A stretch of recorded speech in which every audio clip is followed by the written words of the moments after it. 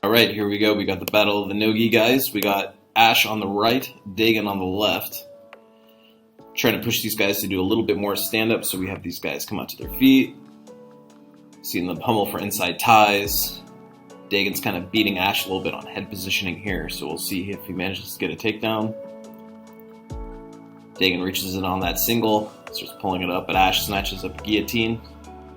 See these guys rotate, and Dagan does a nice job jumping to the correct side to help block the choke, but Ash does a great job in return, flipping him over. Now in a position where he can start looking for anaconda, we see Ash using that top leg to try to pull the arm down to make it easier for him to lock, and you see that hand slipping deeper. He's a little too deep now for the anaconda to work. His bottom arm's in a little too deep, so that's probably why he's having a bit of a hard time getting the finish. Dagan also doing a good job trying to keep his hand inside a little bit to make it a little harder for him to close off. Yeah, you see he's just about forearm deep, but does a nice job bridging over, coming on top, and trying to finish from the mounted triangle here, mounted guillotine. And we're seeing Ash post on his shoulder. Something we've been working on is him making sure he posts that shoulder down and scooting his body up. But Dagan does a good job rolling over, surviving, and getting his head free of the guillotine. It's a really nice open exchange from these two. I've been working with Ash a lot privately, trying to clean up all his front headlock chokes, and it's nice to see them starting to come together.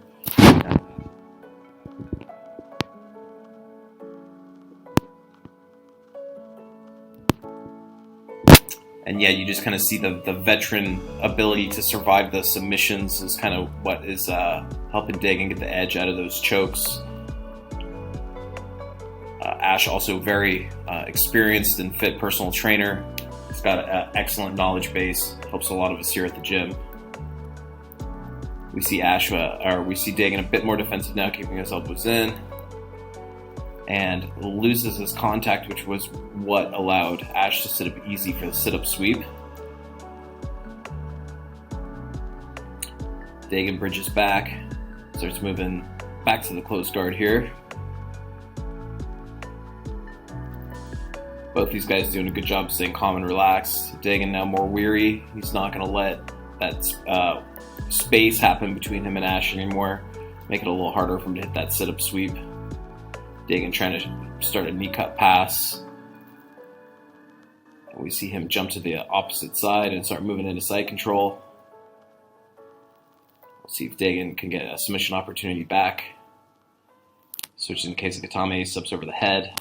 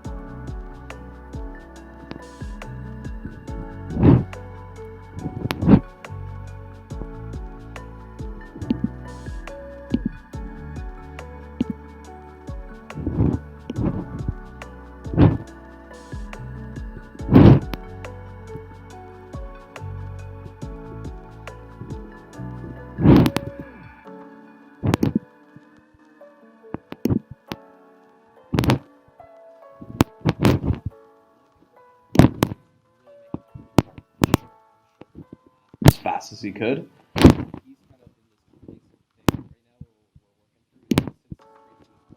And then stays neutral, and he thinks about which way to go, but we got to... Once you have the person in front of you, we want to really make sure that they don't get Let's see here as we carry on forward here. I'll move this real quick so you guys can see better. And so we see Dagan go to the left initially, which plays to Ash's favor, but you can see here that Dagan's got still control over that far leg, and he's going to be able to jump over to the other side. So he's got a good post here. This is the other thing that's helping him out. This is what's going to allow Dagan to go cross-body. So initially, Ash is following the right way to get the choke going. What I would like to see out of Ash is throwing his opposite leg over the back. If he could get that opposite leg over the back, that's going to allow him to block Dagan from going to the other side, which happens here. You see him jump, and if you guys look, what Dagan did that was really good here is he had the bottom legs blocked with that other arm, and this is what's kind of allowing him to switch sides like that and put himself in some good positioning here. Now what Ash does, which is really good, and we'll get to that in a second, is he has a good bite on the arming guillotine, so he can tip Dagan over here into the inverted north-south, and this is where he starts to get his opportunity to go to anaconda choke.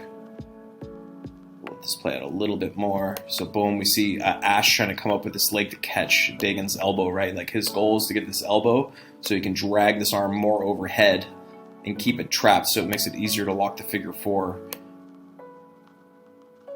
And I think he gets it right about here. So yeah, you see him start to pull that arm down, and this is what's going to start opening that space for him to kind of get the lock going.